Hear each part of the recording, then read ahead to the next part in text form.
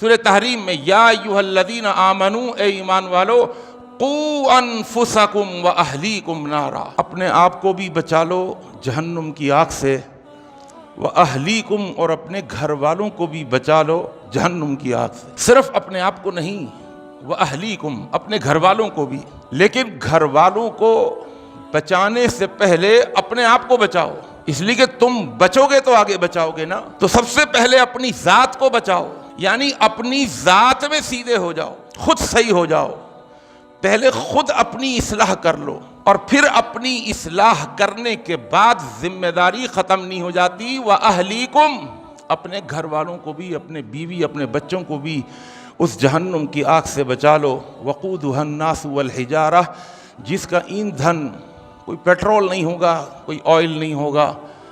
وَقُودُهَا النَّاسُ، جس کا ایندھن جلنے والے خود ہوں گے۔ ذرا چشم تصور میں ذرا جا کر جھانکیے، دیکھیے کہ جلنے والی چیز جب جلانے والی بن جائے تو جلنے کا عمل کتنا بڑھ جائے گا۔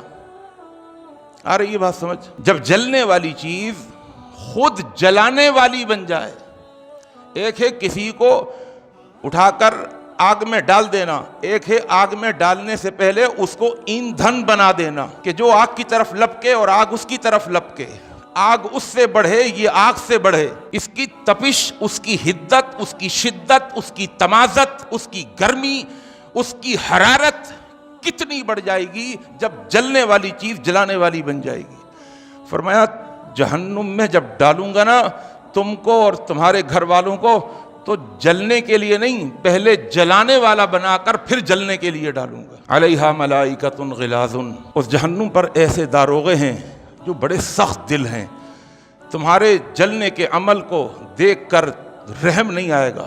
شداد، بڑے سخت ہیں، بڑے اسٹرانگ، بڑے مضبوط ہیں۔ لا یعصون اللہ ما امرہم، وہ اللہ کے حکم عدولی نہیں کرتے۔ وَيَفْعَلُونَ مَا يُؤْمَرُونَ، جس کا حکم دے دیا جائے وہ کر گزرتے۔